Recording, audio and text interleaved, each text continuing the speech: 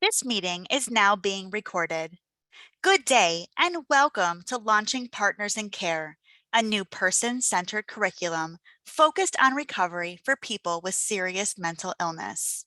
As you will notice, all participants have been muted.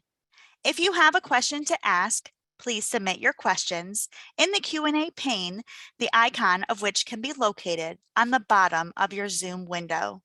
Your questions will be answered after the presentation.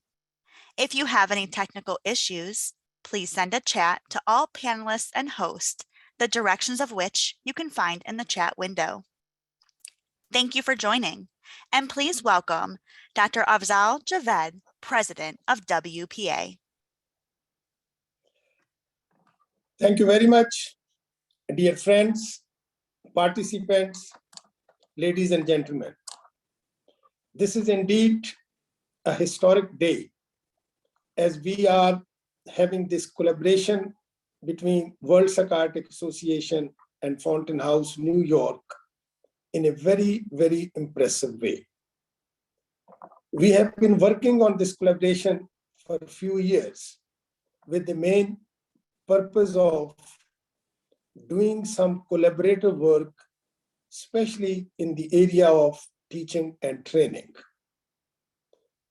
We at World Psychiatric Association always felt that there should be some active program that should tell our fellow colleagues, mental health professionals, and other professionals working in health and social sector about recovery and recovery-oriented approaches. We know that despite all innovations in the treatment for mental disorders, there are still many who are not cured, who are unable to be managed, and our medications may not be suitable for everyone. So the real essence for the future treatment lies on empowering our patients, making them productive citizens, but more importantly, living in a way that they feel confident and functional. And these are the principles of recovery-oriented approaches. And Fountain House, New York has been playing an important role in disseminating these objectives and again, highlighting the importance of creating more awareness, not only among patients, families, users, or carers, but also among the professionals. This particular launch is going to add a very inspiring educational material for the future of mental health training. It is such an immense player that Fountain House, New York has taken up this task with the help of eminent contributors from all over the globe. And I, on my personal behalf and on behalf of the executive committee of WPA, thank Fountain House, New York and all contributors of this course, which we will be offering in the coming months, and hope that this particular course will be helpful in our future clinical practices. In addition to many of the panelists today, I'm joined with Professor Rogering, who is our Secretary for Education and taking care of the educational activities at WPA. His involvement and his keen interest in promoting the concept of recovery-oriented approaches have really helped me in highlighting the importance of this issue in World Psychiatric Association. I'm sure the launch Partners in Care, a new person-centered curriculum focused on recovery for people with serious mental illnesses, will set up new directions and new approaches for the help of clinicians, but more importantly, to benefit our patients, their families, and their carers. So thank you very much. And ladies and gentlemen, this is indeed a big day for both WPA as well as Fountain House, New York. Thank you very much.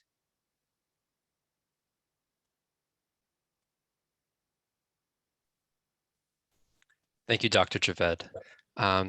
To kind of get us started off, we're going to be reviewing some slides just to kind of give a brief overview of what the curriculum is, its intention, and how it kind of came into generation, and how then what some of the materials are going to be going over. And then we'll be transitioning into a broader discussion with the panel to kind of talk about its implementation and how we can further its development around the world and the places that need it the most for people living with serious mental illness. So if we can go ahead and bring up the slide deck, I can get started. So as Dr. Javed mentioned, we are calling our curriculum Partners in Care, and we really wanting to emphasize this idea of leveraging community for serious mental illness, which we really see as the third leg to a stool that is really essential in providing comprehensive care in an integrated fashion for the full, complete needs of people living with histories of serious mental illness. And that's in combination with psychiatry, medicine, and other kind of more traditional kind of healthcare means that can work really in interesting conjunction and partnership with community-based organizations. Next slide, please.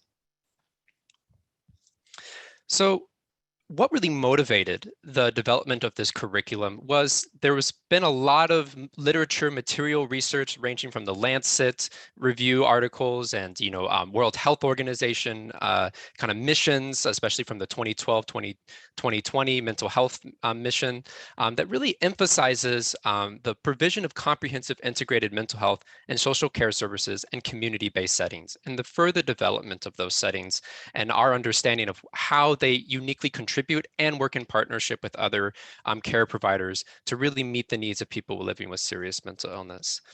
And what we were seeing is that there's a lot of kind of recommended best practices out there that we really need to bring community-based organizations or community-based solutions and things that leverage community as a therapeutic modality into the folds, but we were kind of wondering, okay, well, what's the strategy? What's the operations? What's happening in those settings so that we can help either further illuminate what is the particular care model that's occurring within these settings for other healthcare professionals, and how do we build the bridges between the partners amongst them? Next slide, please. So there's been a real call to action around these things. And there's been the need has been really succinctly identified with many people in the low and middle income countries not having any access to treatment, but having access to other kind of non-traditional support networks. So there is somewhat of a community-based infrastructure out in the world that can be leveraged and further developed, but maybe what we were kind of wanting to develop out is seeking kind of a development of practices and a model of what is actually occurring in those settings beyond just kind of being places that people go to or being places that are just the means that only show up when there's no other resources available. And we really wanted to kind of draw out what we see as something that can be leveraged uniquely and developed uniquely between the partnerships of community-based providers with traditional healthcare services, as well as what is happening in their own right of community-based organizations. Next slide, please.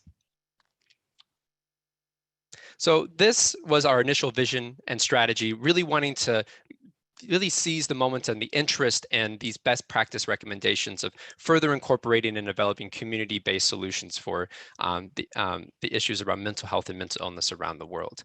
And where we really saw the opportunity to really address this meaningfully was in developing some educational curriculum materials to at first maybe enter into some of the early education and continuing education of healthcare professionals in psychiatry or nurse practitioners or other kind of medical fields, and as well as developing some materials that really put pen to paper. What is the model? What do we think is the unique contributions that are happening in community-based orgs? Many times in educational settings in psychiatry, when you get to topics about serious mental illness, the extent of the material is usually limited to psychopharmacology or usually different kind of exposures to the population in inpatient settings or in kind of acute needs settings.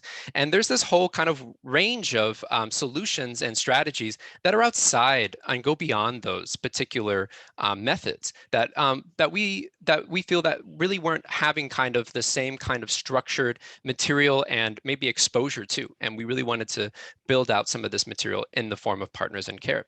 And then through the mechanism of education and this curriculum, hoping to build out a bigger platform of advocacy for public policy reform and discussions about how do we really kind of get into the infrastructure and the wiring of how partnerships can be more meaningfully developed between community-based orgs, psychiatry, and medical partners. Next slide, please. So we have these 3 modules for the curriculum. Module 1 is kind of just like, let's do some table setting. Let's set the table about where's the kind of the state of integrated care, how we kind of traditionally studied it, looked at it, and also how have people begun to talk about community and community-based organizations' role in integrated care strategies. Module 2 is about psychosocial rehabilitation strategies and what kind of happens within those programs that are operating in the community and are providing ongoing community-based care for people with serious mental illness. And we highlight the Clubhouse model as the model that we use as reference and development of describing what is occurring within these programs and what is the unique contributions and benefit that's being achieved in those programs. Module 3 then offers some practice and guidance for mental health professionals and leveraging community partners. How does, when you work with community partners, how does that change your interactions in an everyday experience with patients or people that are in your programs? How does that either broaden your horizon of possibilities or the recommendations or the strategies of shared decision-making or dosage decisions that come about because you have a resource like a community-based partner that you're able to interact and have kind of mutual kind of responsibility and care with us, with the people, with the person that you are providing care to. Next slide, please. So just briefly, we can go in and move to the next slide. Module 1, just to kind of go over its content, as I kind of mentioned before. Next slide. We do kind of a review of Module 1 as of the integrated care strategies ranging from co-location of services, shared systems, information settings. But we also highlight that, the understanding of the role of community-based practices within this has been kind of very limited and wanting to need kind of also to have a more robust research and analysis and implementation strategies kind of incorporated within it. And then we also really highlight that there's a lot of unmet needs that kind of happen within kind of traditional care settings, ranging from psychosocial needs, from loneliness, isolation, the double bind of the experience of serious mental illness, especially those who have lived with it for long histories of seeking connection, but being stigmatized from it. And we really see the ability of community-based programs, or how we kind of highlight how community-based programs have been researched and understood as their unique contributions as meeting those unmet psychosocial needs of loneliness and isolation. And so that's kind of the grand purview of what Module 1 is setting up. Can we move to the next slide, please? Module 2, as I said, is focusing on psychosocial rehabilitation, and we really hone in on the Clubhouse model as the kind of the vessel and the vehicle to really explain what we believe is a good and one of the leading practices out there as and delivering these kind of supports. So next slide. In this model, we really hone in on that it's not just enough to be operating within a community, it's about leveraging community as a therapeutic intervention. And so we really dive into what does that mean? What is the intentional community and how does that promote recovery? Not just as a place that helps people get connected to other resources, but as a resource in itself and has therapeutic contributions to be made within their settings. And we really highlight the need for a place to belong, meaningful activity and relationships, especially in counteracting those psychosocial needs that go unmet that we highlight in Module 1.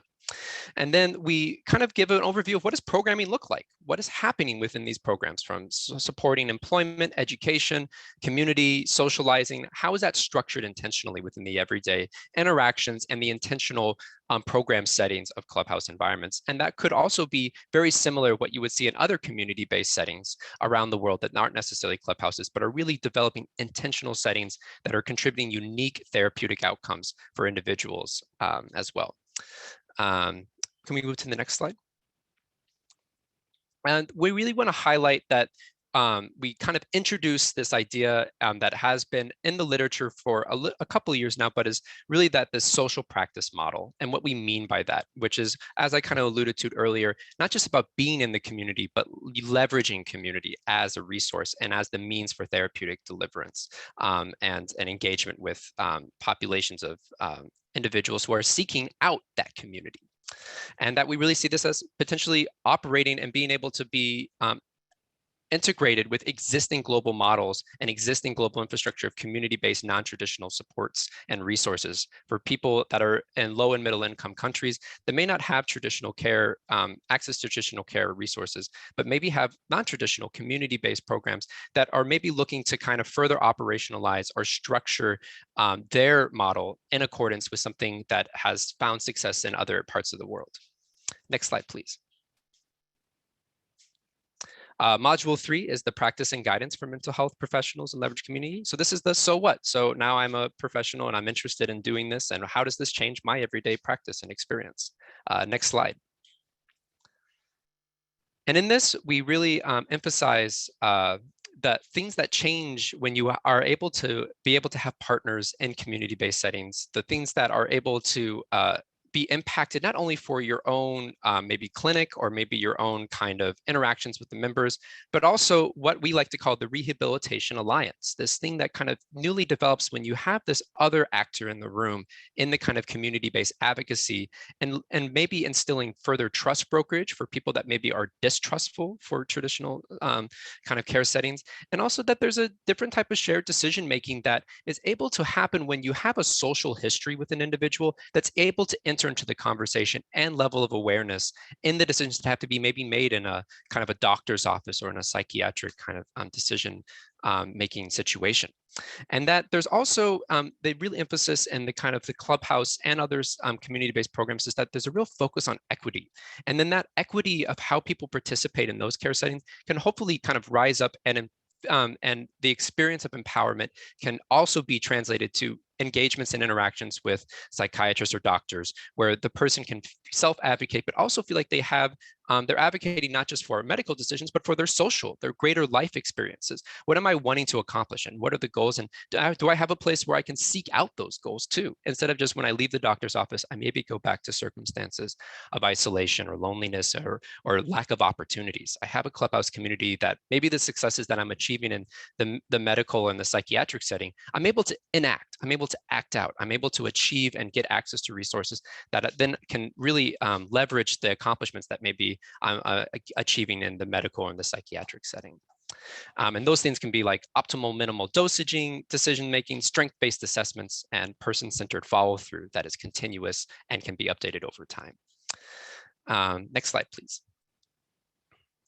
So this is just a quick overview of the modules and the curriculum guide, but we see this as a part of a larger effort and strategy of managing on-site colloquiums, webinars to really talk about this subject matter of how community-based orgs can be better integrated with psychiatry, with medical practices, and also kind of building up this better sense of like what actually is the contributions and the structures and happening within these settings, and how can they be leveraged further beyond than how they've currently been operationalized, or how they've kind of emerged on their own right in a kind of a grassroots kind of way, but are maybe seeking a more kind of traditional integration with the larger healthcare system, or as maybe the healthcare system is looking for them to be integrated, but is wondering how do we even go about doing that. We believe that this curriculum kind of offers a launching pad for that elaboration and illumination.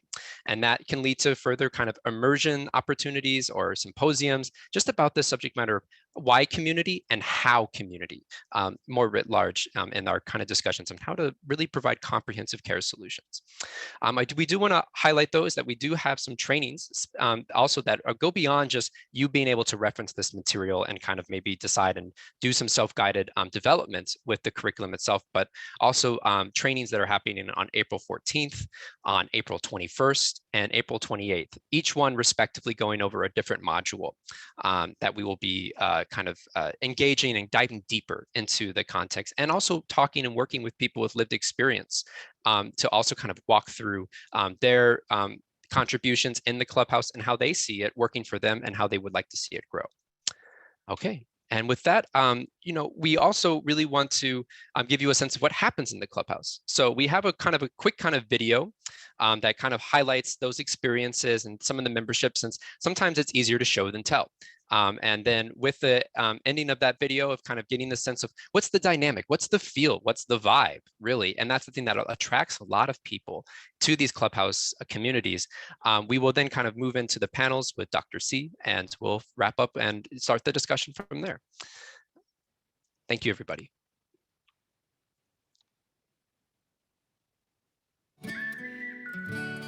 At least 1 in 5 people experience mental illness every year. Less than half get treatment. And when people do get treatment, it primarily consists of medication.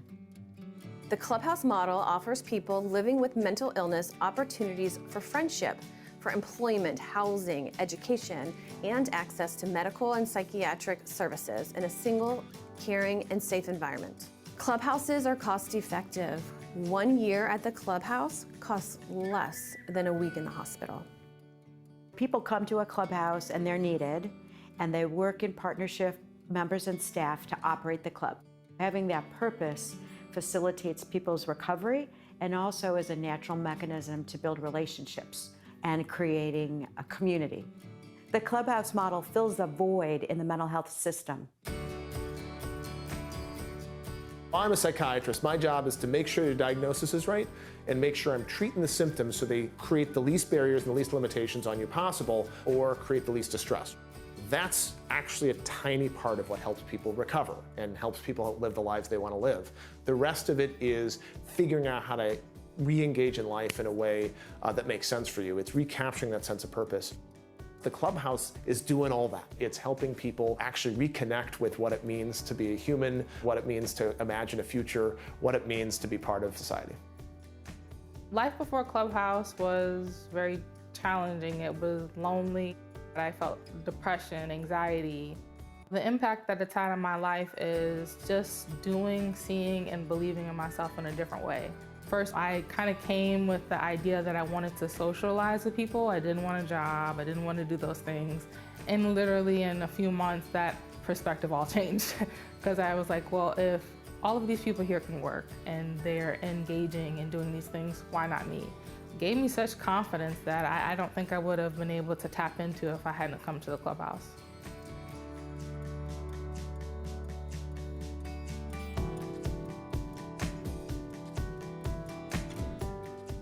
Life before Clubhouse was very chaotic. I've always seemed to have anxiety, depression, mood disorders, and starting at 14, you add up all the years, it was really scary and frustrating. I didn't even think I'd be here at this age. I was convinced I'd be gone before I was 18. Because of what I've learned about myself through the Clubhouse, through the people who come here, the people who work here and everything, everything's changed. Every day I have hope, which I never thought was possible in the past.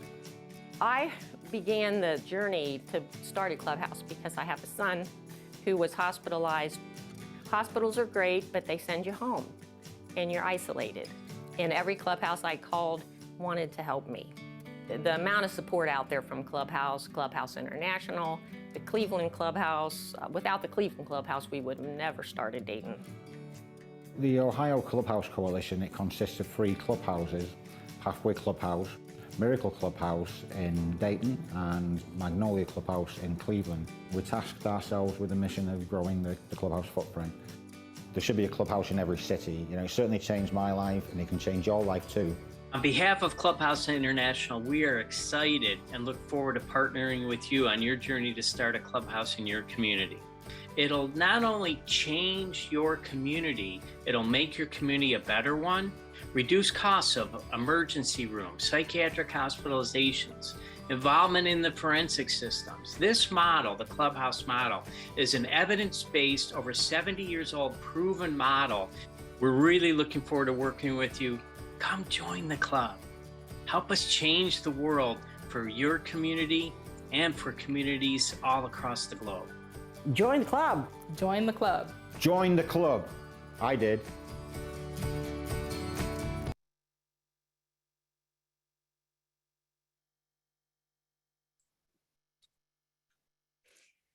Hi, everyone. Wasn't that a wonderful video? I just want to thank Lori D'Angelo and the Cleveland Clubhouses for bringing that to us. I'm inspired every time. I briefly want to reintroduce Dr. Roger Ng from Hong Kong, who's the secretary of the WPA, to say a couple words about his own experience with Clubhouses and also to talk about CME. Thank you, Jeannie, for the introduction. I'm Roger Ng from Hong Kong, and I'm the current Secretary of Education of World Psychiatric Association. It's my honor to be able to participate in this launch symposium. I really appreciate the video just now because it reminded me of a lot of eye-opening memories when I had my attachment in Fountain Clubhouse in New York back in 2004. It was the first time that I immersed myself in the experience of working with our service users. In the past, when I was a psychiatrist in Hong Kong, we used to follow a conventional medical model of psychiatry. So that was basically a split between psychiatry and psychosocial model. But ever since my attachment in Clubhouse, I had a radical change in my belief about the care of people with mental health issues. And I think the most important lesson that I've learned is that our service users actually have a lot of strengths, and that medication is only one part of the treatment. And fostering hope, giving a sense of purpose, emphasizing strengths, I think these are very key ingredients of recovery for our service users. And I'm really excited that WPA has this opportunity to collaborate with Fountain Clubhouse to come up with such a nice recovery curriculum. WPA is a worldwide organization, and we have over 250,000 psychiatrists as our members. So this is key partnership that we hope we could promote recovery-based care, especially the Clubhouse model, to psychiatrists around the world.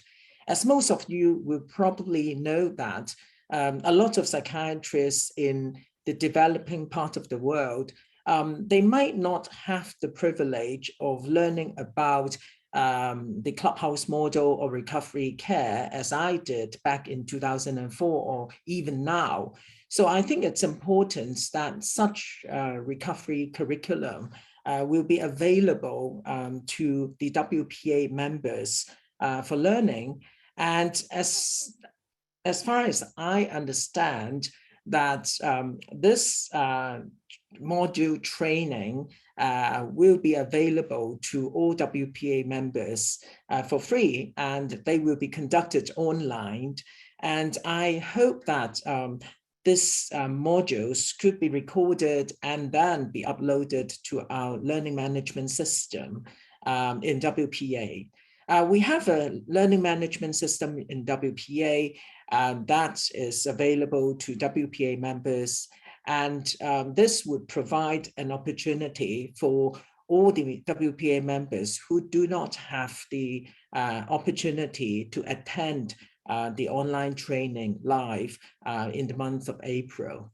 So I would like to congratulate the Fountain Clubhouse for such a wonderful recovery curriculum that will benefit generations of psychiatrists. Thank you very much.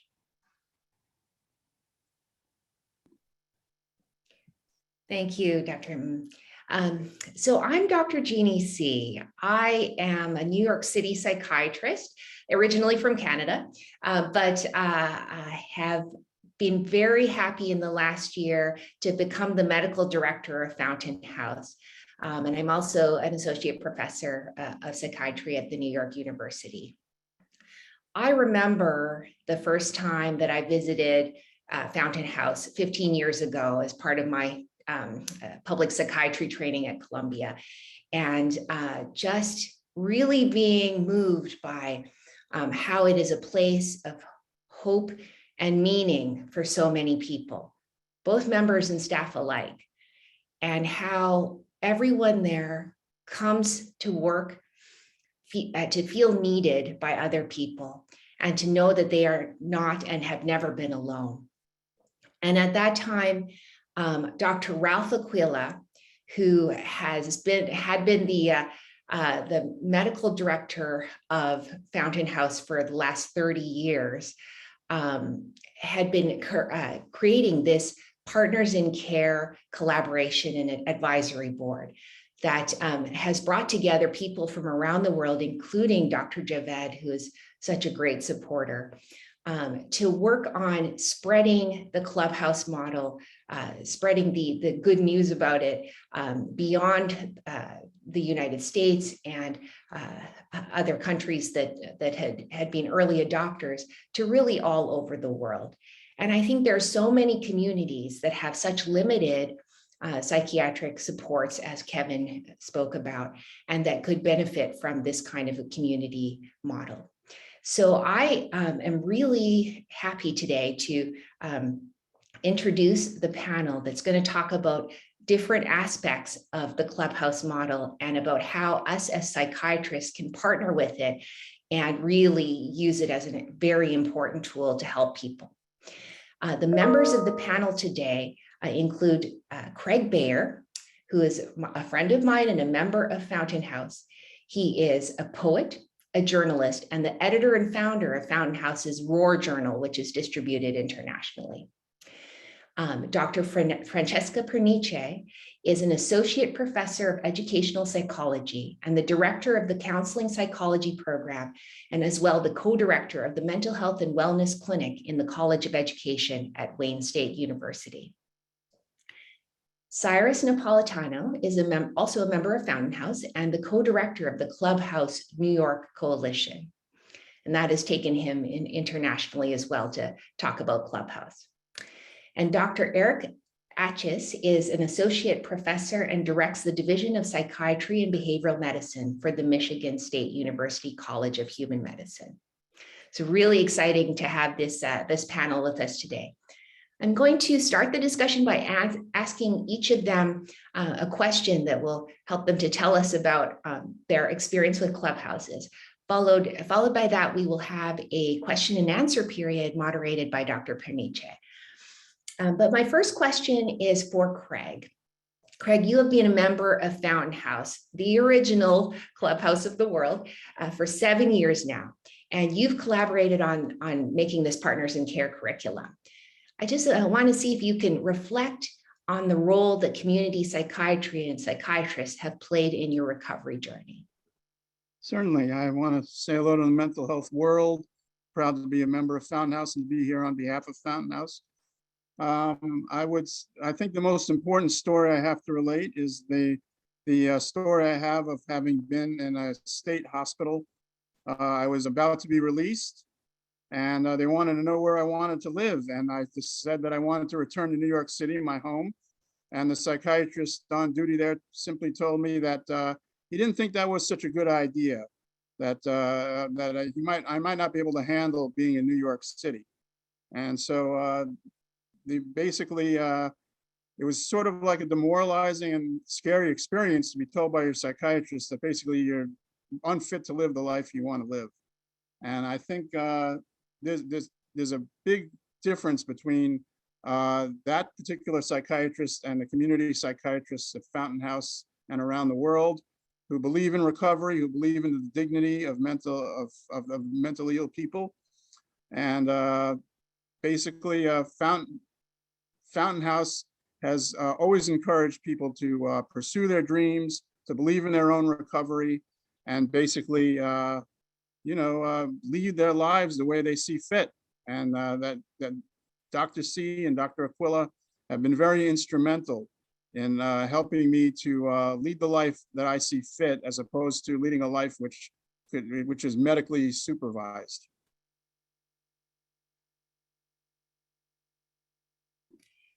Thank you, Craig. Do you want to talk to us a little bit about your writing and how that has shaped the work that you've been involved in at Fountain House and shaped the community as well?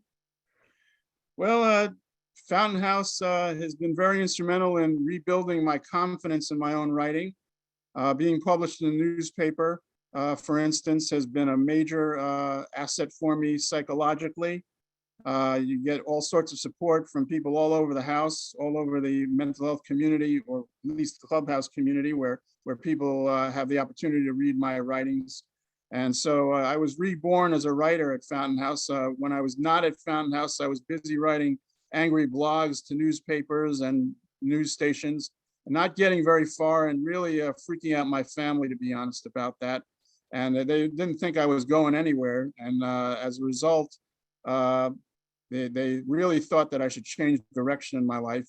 And I decided to become part of the mental health movement, to join Fountain House and basically learn the ins and outs of the Clubhouse, and basically learn how to be a good advocate for mental health. I just want to testify that my first day at Fountain House this past year, Craig interviewed me for the newsletter, and he just asked 10 focus questions, and then I feel like an hour later came up with a brilliantly written article. He's very prolific and very talented. All right, so my next question would be for Dr. Francesca. You've been working for a long time on building the body of evidence for clubhouses and community-based mental health programs, a lot of great papers. What drew you to researching the Clubhouse model? Thank you, Dr. C. Hello to everyone. Well, I've been involved now with Clubhouse research, I think a little over 22 years. And I started also being introduced by my mentor, who was involved with lodge programs and the Fairweather Lodge programs. And it was a movement of integrating people with serious mental illness in a working environment and a working life. And so my first experience with Clubhouse, coming out of school as a clinical psychology student, was a very big contrast to what I was taught and to what I was seeing. And from that day forward, I think it was 1998, I became a big advocate and dedicated the rest of my career to making sure people around the world, our country, our state, which the state of Michigan, I'm in Detroit right now, we probably have the largest number of clubhouses in the country. And so part of my efforts has been to educate future psychologists, practitioners, to really understand that we all have a need to be needed. And this model, as John Beard, who eloquently said, and if it doesn't happen naturally, the need to be needed, then it's up to some of us to figure out legitimate ways to create meaningful experiences that are not exploitive, but where individuals are needed. And this model, even if we don't have a place, we can still create opportunities to create meaning for individuals. And so that's really what continues to light my fire and continues to inspire students who have also joined in this effort in joining members and Fountain House, individuals and folks around Michigan, and continuing to explore the evidence of this model.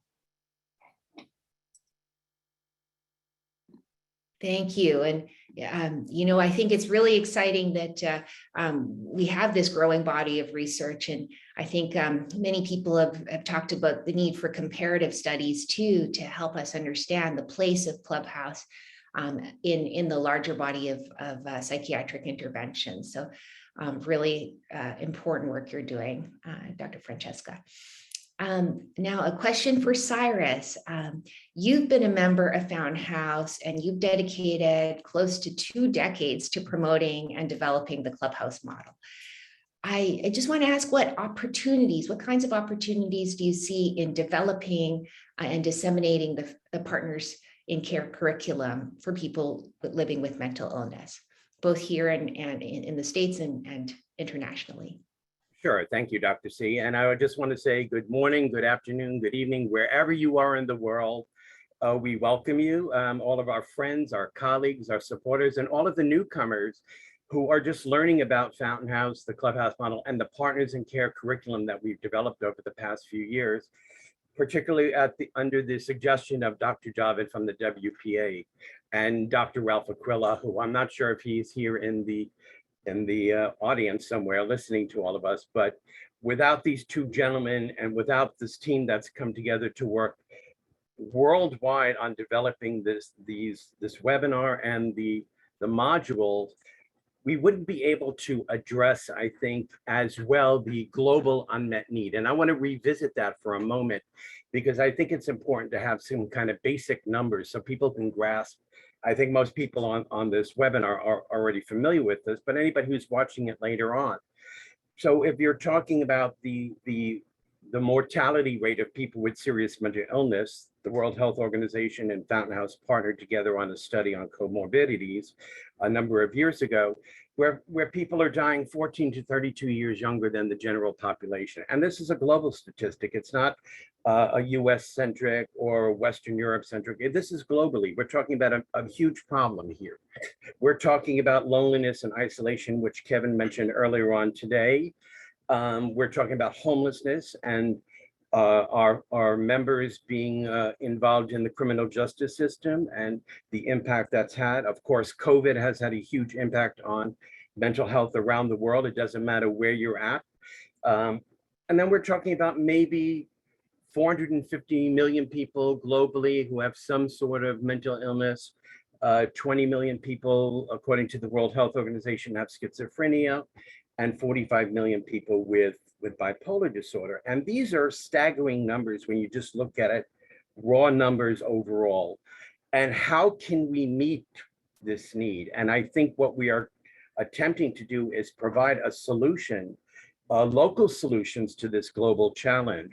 And I want to kind of talk a little bit about, let's say, India, which has a 1.3 billion population.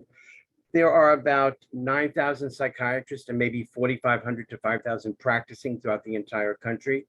If you're looking at Kenya, where we're doing some work currently on a project there, a demonstration site, 48 million people, you have maybe 75 practicing psychiatrists. So how can all of us come together to look at these raw numbers and see how we can have a greater impact? Because we believe strongly that recovery is possible for people with schizophrenia and bipolar in particular. These are the most stigmatized, discriminated, and marginalized populations, irregardless of where you are around the world.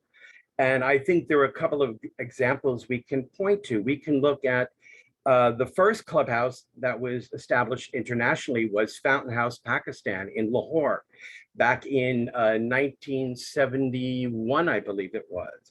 And it's now grown to 3 cities, Farrukhabad and Sargodha. And they're providing an integrated system community of care. Partners in Care is being done in Pakistan today, 51 years after the establishment of this clubhouse in that country. If you look at CVAC Clubhouse in Kolkata, India, they're also partnered with clinics and have a really diverse kind of community where they're bringing people together to solve these problems. And building community is the very core and essence of what we're talking about.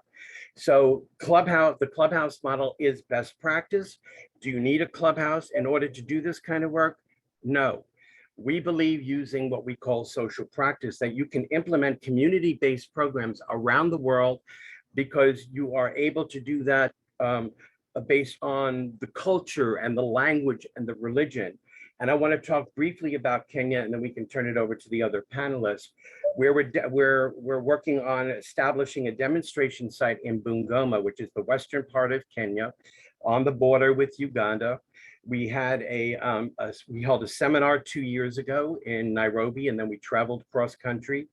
We had participants from 6 African countries, 4 US states, and Costa Rica. And we were coming together to say, hey, this is what's going on in our community. How can we use the Clubhouse model and Partners in Care to really connect people with the services and supports? Because we believe, again, in recovery for people with serious mental illness. And we demonstrate that day to day. Next year, Fountain House will be celebrating 75 years of work. And it's about relationships. It's about engagement. It's about building community, because that's how the recovery actually takes place. And the models for Partners in Care will lay that all out for you. And I hope all of you will be able to participate next month in these training modules, because I think you're going to really see and get into the nitty gritty as to how this actually happens. We don't have the time to do that today. So, excuse me. So I think that's the best way that I want to kind of put this out there for you to give some consideration. Hey, I never thought about Partners in Care before. I never thought about leveraging community to take advantage of what's already in existence. And how do we build capacity? How do we scale up in our communities where funding resources are rather limited? And I'll close with this. Fountain House has a clubhouse in the South Bronx, which is one of the most underserved communities throughout the entire US. We are in the process of building a new clubhouse, which is going to expand us from being able to deal with 50 to 60 people a day to several hundred people a day. We're also building a residential building right next door so members can have a place to live, because that's a huge problem for people with serious mental illness. Where do they live? Oftentimes they're on the street, and that's just another problem that many cities around the world are facing. So I want to thank all of you for giving me this opportunity to share some of my thoughts on this. And hopefully in the Q&A, we'll be able to expand on some of what's already been presented here today. Thank you. Back over to you, Dr. C. Thank you, Cyrus. It's always so inspiring to see your passion for Clubhouse and the body of work you've done to promote it. So I have a question for Dr. Achis as well. Dr. Eric, you have already taken the Partners in Care curriculum on the road with the residents and students at your university. What have you experienced in teaching the curriculum, and how can it reshape psychiatry and psychiatrists? Yeah, thank you, Dr. C. So I want to begin by just saying that I was fortunate as a trainee myself in Massachusetts to have exposure to a Clubhouse model of care. And I think I really just want to highlight that if we can, as people are coming through their training, if we can expose them to this model of care, that's when they're really ready to learn. That's when they're ready to take on a passion for this type of work. And so I think it is absolutely critical that we have training programs and that we get to psychiatric trainees and medical doctors early on in the course of their training. So that was many years ago, and I moved to Michigan to a community here, and was fortunate to land in a place where we had a clubhouse, and a very good clubhouse that was already operating. So one of the things that I did when I arrived is I wanted our residents very early in their training to be exposed to the Clubhouse model. So in our community, the residents kind of actually get on a bus and they go around to a lot of the different community organizations and see what sort of social programs are available to patients and individuals in our community. So I made sure that the Clubhouse was on the list of places that they would go and see. And so our first year residents, before they do a day of work in a psychiatric clinic, they have already seen the Clubhouse and been introduced to the Clubhouse model. And I think that's very, very important. So then this past year, as the Partners in Care curriculum was being developed, I was fortunate, Dr. Aquila asked me to help serve on the advisory committee, and I was pleased to see the development of that curriculum. And I asked, I said, you know, can I please use this curriculum with our residents? And thankfully the group said, yeah, that would be okay. This just a month ago, we actually we actually did all 3 modules with our first year resident class. And it was really terrific. They had been primed. They had already seen the Clubhouse. They knew what it was about. They could see the benefit and heard the benefit from the members of the club, how great it was. And then we just moved module through module, and we asked the resident learners to read the material that had been developed for each module prior to each session. And then the session was co-taught by myself, the executive director of our local clubhouse, and a clubhouse member. And what we did is we started out with a little bit of didactics, kind of like we did today, with just a few slides highlighting the key elements from the readings. And then we asked the residents to reflect on that and provide input and questions. And then the magic happened, right? Our members, the member participant began to talk about their experience and how Clubhouse had just absolutely changed their life. And I think about what I do as a psychiatrist every day, and it is just a very small contribution compared to what the life-changing effect that the Clubhouse had on some of our members. So, and then having the executive director of the Clubhouse was very helpful as well. They're able to provide a lot of information about, how the programs are run, the philosophy, the way the partnerships happen. It was really just, I think it went very, very well. So I would encourage anybody who's on the call who has the opportunity to be involved in teaching and training, please see if your programs will allow the use of this curriculum, because I think it can be incredibly meaningful. And I'll stop there. Thank you. Yeah, I totally agree with that. I think I took over for Dr. Aquila, who I see is in the house today from the chat. He and Cyrus had been teaching about clubhouses, and more recently with the Partners in Care curriculum to the New York area universities. And it's always exciting to see how just learning about the clubhouse and about community mental health transforms the way I think psychiatric trainees can think about their work and their place in community mental health. So I think it's really exciting. I'm going to turn the time over now first to the webinar operator to talk to us about how we do question and answer here. And then Dr. Francesca is going to moderate the question and answer period. Excellent. Thank you, Dr. C.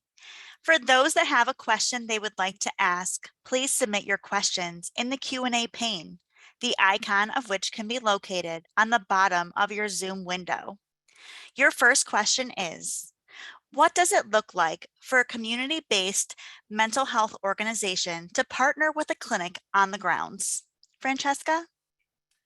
I think this is a question for all our panelists, but I think I'm going to start with Dr. Lori D'Angelo, who is the director of Magnolia Clubhouse, a sister clubhouse to Fountain House. Thank you, Lori. Thanks, Francesca, and it's really a pleasure and honor to be here. It's a very exciting time for all of us. And we started a clinic at our clubhouse in 2009. And I think this story could help all of our participants today get an idea of another way you can be involved in your own profession. Dr. Aquila came to Cleveland and presented in a seminar that was held for community psychiatry. And as a result, along with us at the clubhouse, and as a result of that, we were encouraged by our government funders, both at the local and state level, to develop a clinic. So we discussed this within our clubhouse community and saw all the advantages of having a closer relationship with psychiatry. The majority, of course, of our members had psychiatrists that were treating them, and medication was a part of their lives, but we didn't necessarily have a close connection with that treatment. And so in response also to the literature that Cyrus mentioned, the research that people living with mental illness had shorter lives, we were all in agreement that it would be a huge advantage for us to develop a clinic.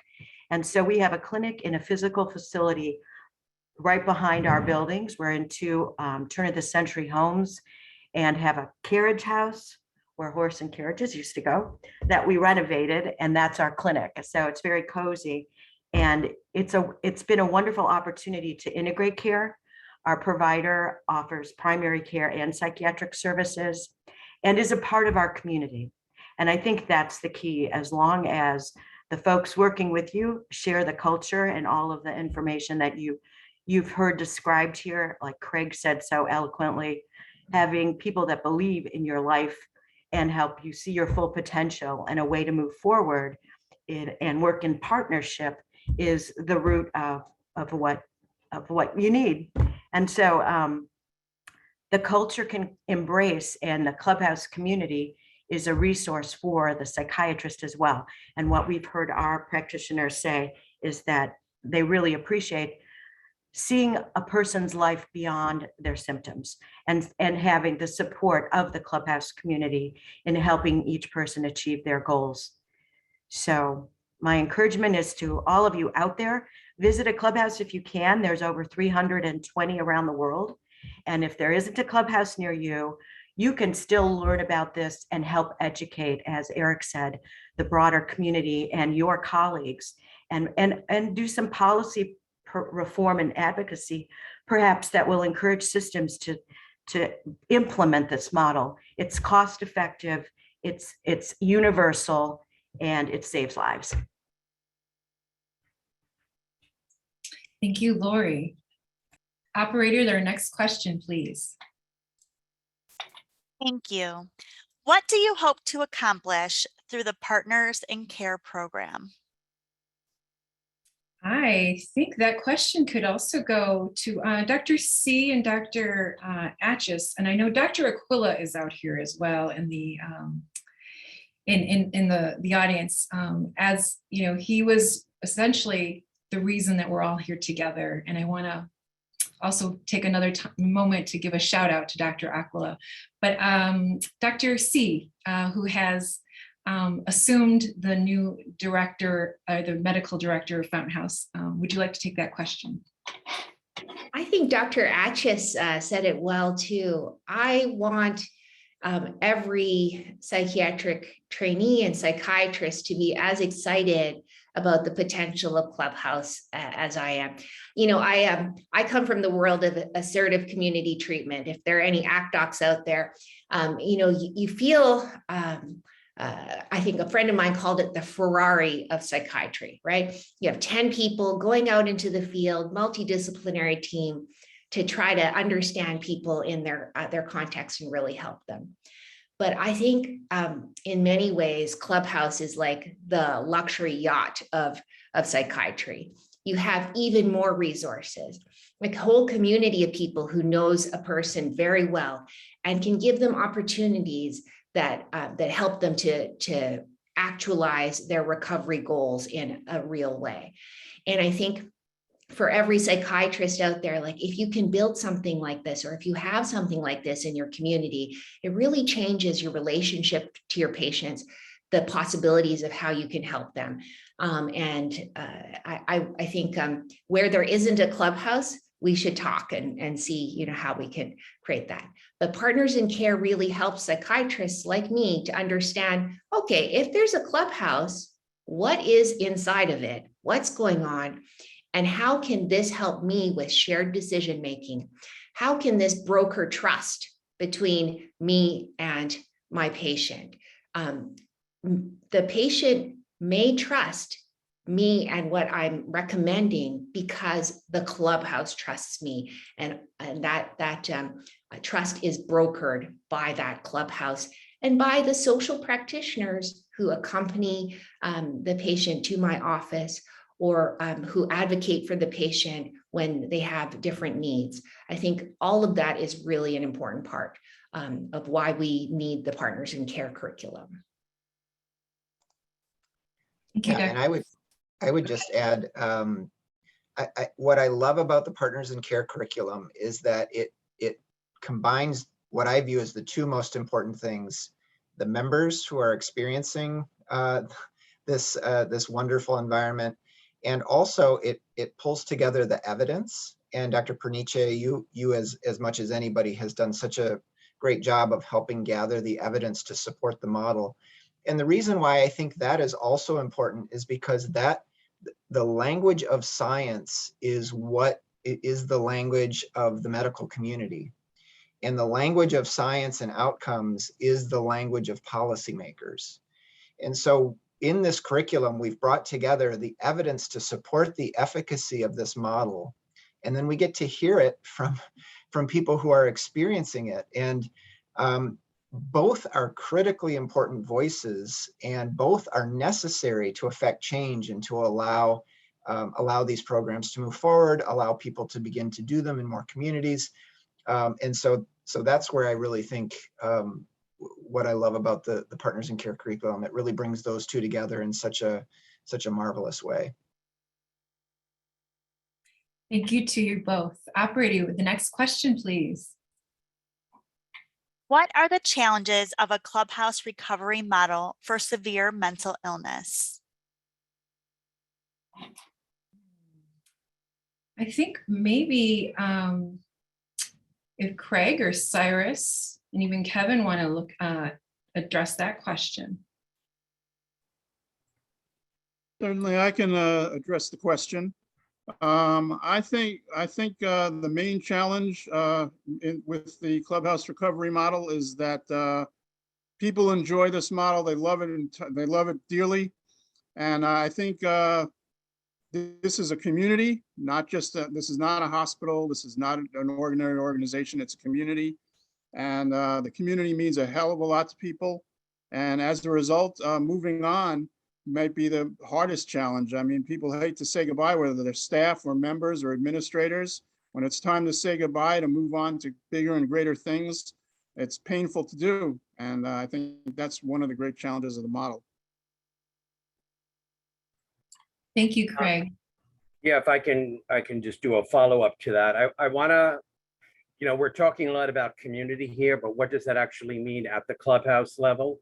And there are a couple of key components to all of this. And I think that something that people may not be aware of is that members of a Clubhouse, whether it's Fountain House or CVAC in Kolkata or Devada Heuvel in Amsterdam, are there by the voluntary nature of the program, that members have choice as to what kind of work they want to be involved in, who their worker is going to be, how you are engaging in the community overall, taking advantage of the opportunities that the Clubhouse itself provides, whether it be around education or employment or participation in the Clubhouse through, let's say, decision-making, but we do it by consensus for the most part.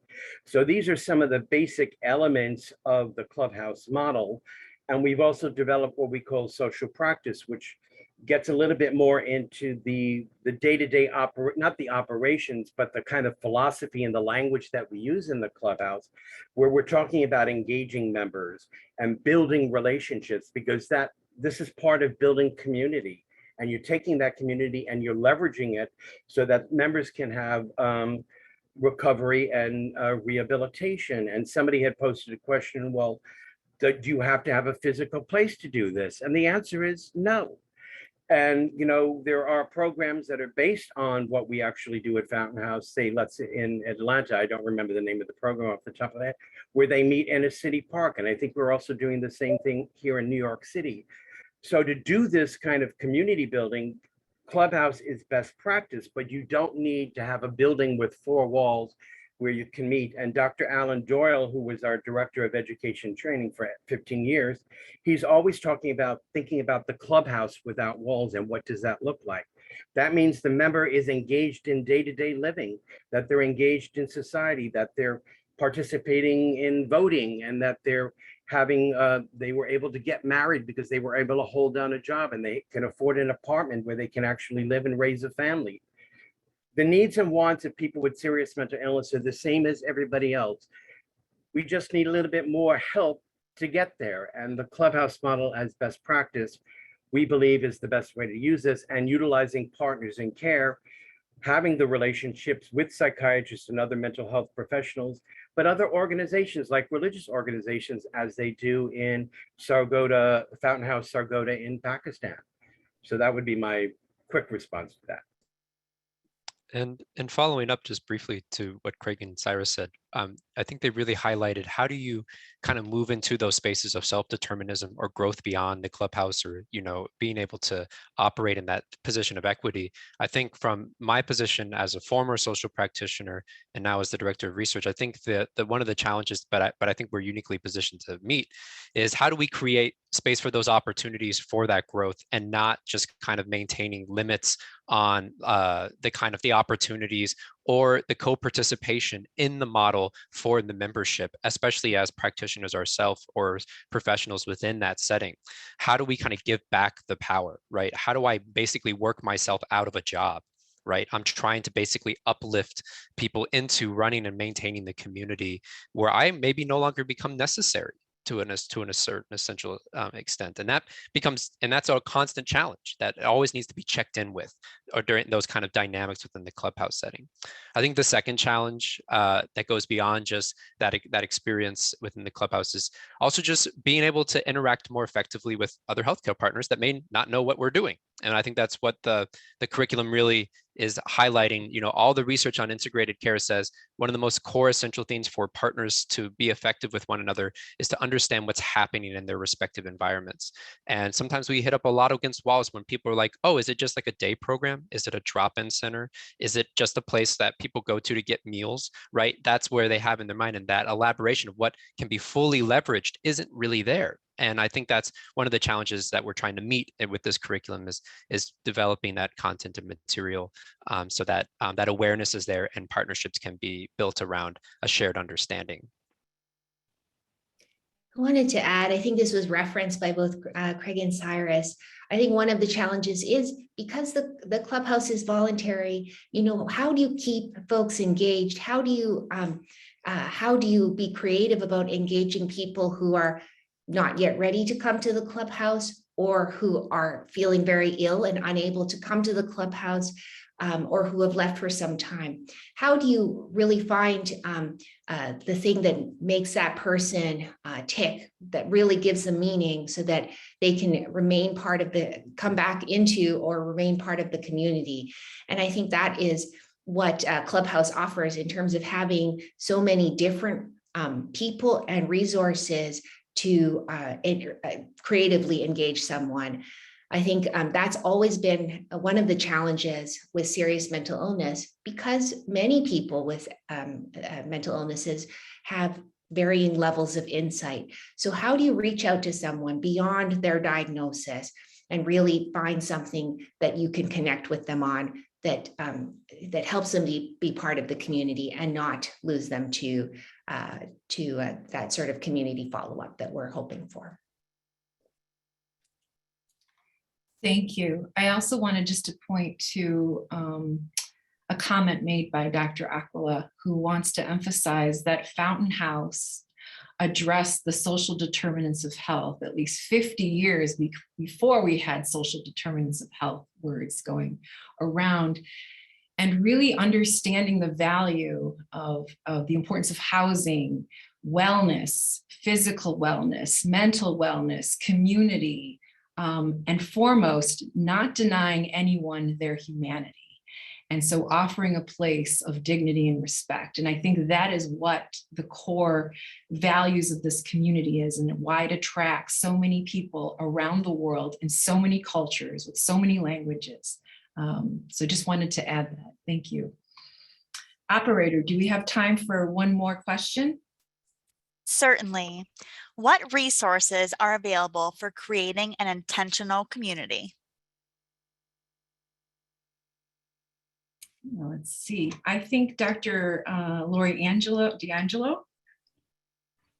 Sure. It depends where you live and where you are. And I think that's a challenge.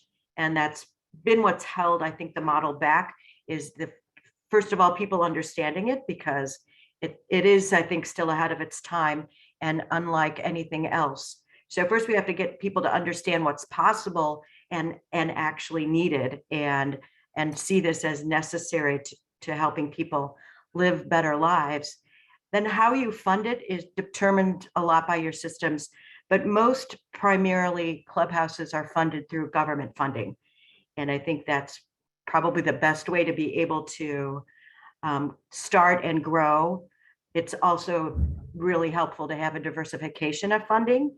And so you can get more information for what might work or what works in areas parallel to your own through Clubhouse International and through any of us in this network of clubhouses. In our state, Medicaid funding is what is a new ability to fund clubhouses. And so we're now in the process of expanding the model in the state of Ohio. And to grow from those 3 clubhouses you saw in the video, our plan is to increase by at least 5 a year, and that funding is there.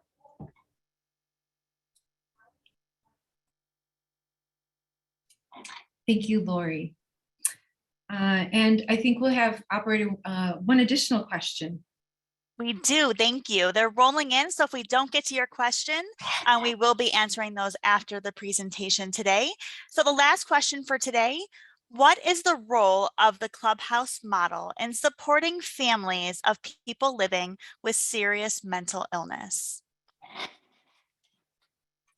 Well, thank you for that. I think I'm going to take a little bit of that question along. I'm going to ask Craig and Cyrus to jump in, and even Dr. D'Angelo, since we did a study at Magnolia Clubhouse during a time. What we've learned in the ways that Clubhouse support families, they support families in the US indirectly. The experience that people have when they come to Clubhouse, we've learned that it improves family relationships, and it often provides an opportunity for folks to be more than just the ill member in a family. And so it changes conversations. It reorganizes the way that family, if you will, had organized around an illness. And so we've really learned here that it's been an incredible amount of support for family members. Worldwide, we've learned that family members may be involved in clubhouses in many different ways, either through volunteering, sitting on boards, and other opportunities those clubs and those communities in those cultures offer a place for family at the table. If anybody wants to jump in to also address that question, Craig? Sure. As I mentioned earlier, my family has been very, very pleased with the progress I've made at Fountain House. It's been a tremendous burden was taken off them when they found that I could find a sense of purpose and direction, and that I was leading a productive life. But I'd also like to mention that, Fountain House has encouraged my family to stay as involved as I want them to be. So it's been a very good process for them to stay involved in my progress without being discouraged, being sent away or stuff like that. And I guess I could relate one more story before I close out. I was at a Clubhouse conference, and we were having a discussion about how to present, similar to the discussion we've been having today, on how to present the Clubhouse to the psychiatric community, to the mental health professionals, to donors and people all over the world, what language we should use. And one of the parents happened to be in the audience, and she interrupted everything and basically said, I don't care about the language that we're using here. All I know is that the Clubhouse saved my son's life. And so I think sometimes we have to take a step back and say, the language is not as important, nor the metrics, as the stories told by members and their families about the Clubhouse way. And I just want to add to that families have been very instrumental in developing clubhouses in all parts of the world. And a very good example is Italy, and in various states in the US as well. So it's really important for us to help families see what's possible.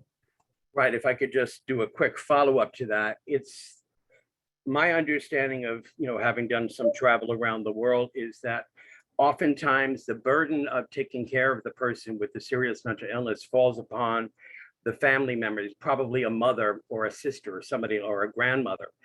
And that's a huge stressor. And having a place like a Clubhouse or some similar type of program in the community where there is a sense of relief that my son, my daughter, my husband, my wife has a place to go to, because a lot of times people, and this is an unfortunate reality, are locked up or chained to a rock or a tree over the course of the day because the family has to go to work. They have to till the field. They have to go to the marketplace and sell their goods and their wares. So what do? And I think having a place like Fountain House or CVAC or Fountain House Pakistan, or what we're trying to do in Western Kenya, offers a sense of hope. And I think that, to me, is that at the end of the day, that's what we're trying to impart upon people, that there is hope for people with serious mental illness and their families, that everyone can return to a semblance of a normal day-to-day living where people are engaged with each other, that they have meaningful relationships, that the work they do, that they can contribute not only to their family, but to the community and society overall. These are the powerful messages that we want people to take away from today.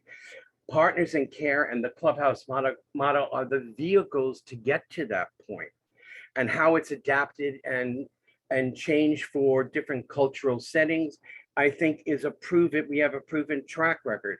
And as Lori said a few minutes ago, in many ways, we're the best kept secret. People know about us, but people still kind of look at us and go, oh, that's a nice little program over there, but how does it apply to my community? And I think Partners in Care is saying, this is how it can be implemented in your community, using the training modules, working with psychiatrists and other mental health professionals, working with families, working with employers. That's another aspect of this that we didn't get into. So there are so many different aspects to this that you'll get more information in the training modules that we do next year. But at the end of the day, this is really a message of hope. And I hope that's what everybody takes away from it. Thank you.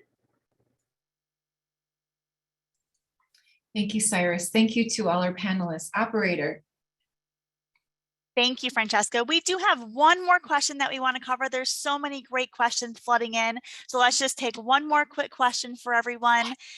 What strategies does the Clubhouse model use to prevent relapse and continue the recovery process?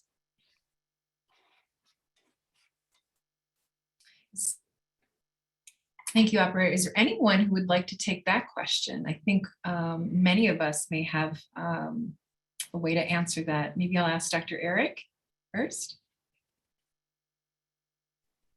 Sure. Yeah. I mean, I think one of the advantages, at least from the psychiatrist perspective, in having members in a clubhouse is that they are oftentimes at the clubhouse many times a week. And so it gives us permission to make medication changes, maybe try something new in terms of their therapy that we might otherwise be a little bit nervous about, because they're around people who know them, and individuals have a tremendous amount of support in the clubhouse. And if there are problems that arise, there's kind of an early warning system. They can let us know if something we did led things astray or it went awry. So I think for me, at least as a psychiatrist, that's one of the real benefits in terms of preventing relapse.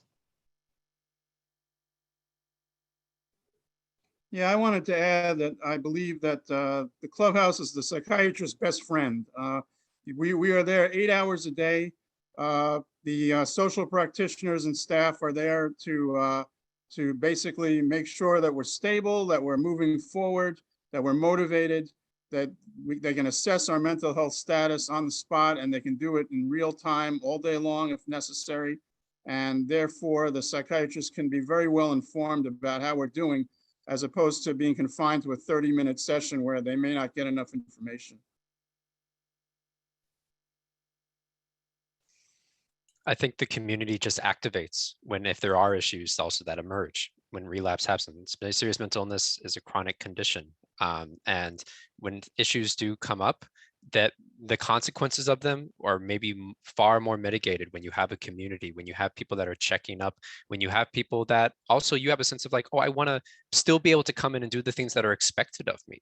I have people who need me just as much as I need them. And there's that sense of reciprocity, and that you're not alone. And I think that when you're going through those hard times, rather than kind of isolating, maybe that's when you feel like you want to isolate the most. There's going to be people seeking to draw you out when you want to withdraw, right? And so it's just a real activation that I think that helps kind of mitigate and maybe curtail the trajectory of some of the things when relapse happens or when episodes reoccur, that they can be managed together and that you have a support system. And that sense of confidence maybe also allows you to take risk in the future that, hey, maybe I will take this risk on a job or something that might be in the future stressful. Because even if it does trigger something that leads to a relapse, I know that I have my safety net. And if I didn't have that, I would never take the risk in the first place.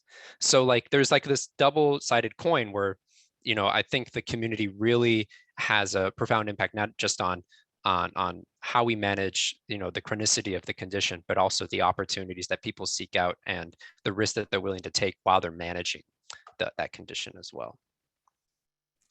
I just want to add that it's a safety net of friends, not just of service providers who are, you know, paid to be there. I think that's been a transformative experience for me at Fountain House.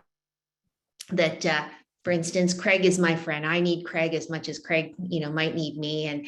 And you know, I think if something were to happen to him, all of these people would step in because they know and love Craig and care about him, because he's a part of their community, our community, not just someone, you know, I'm paid to do, as he said, I think a 15-minute med check with, you know. So I think that really is transformative and an important way of how Clubhouse works its magic. Thank you, everyone. And just a reminder that, you know, one of the most robust findings of Clubhouse studies is a reduction in rehospitalization rates. And that continues to be important today. Operator. Thank you, Francesca. So Dr. C, the floor is now yours for closing remarks. Well, I just really want to thank everyone who attended today. It's so exciting to look at the chat and see people from all over the world.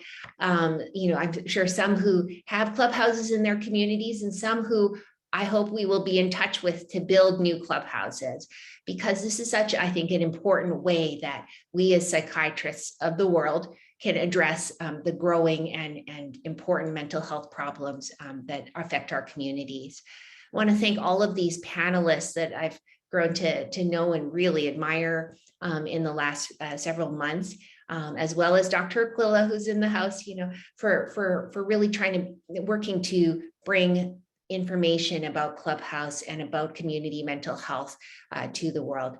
And thank you to I should mention Kinga Yenjachuk, who is one of our panelists, but stays silent. She coordinated this whole work, and we are really appreciative to her as well. Lastly, thank you to Dr. Javed and Dr. M for hosting us and giving us this opportunity to speak with everyone.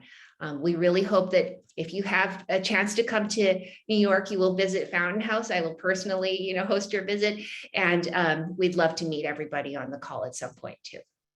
Thank you. If we have not answered your question today, please feel free to send an email to PIC, that's PIC, @fountainhouse.org. An upload of this webinar will be made available on fountainhouse.org in the coming days. Thank you all for joining today and have a wonderful day.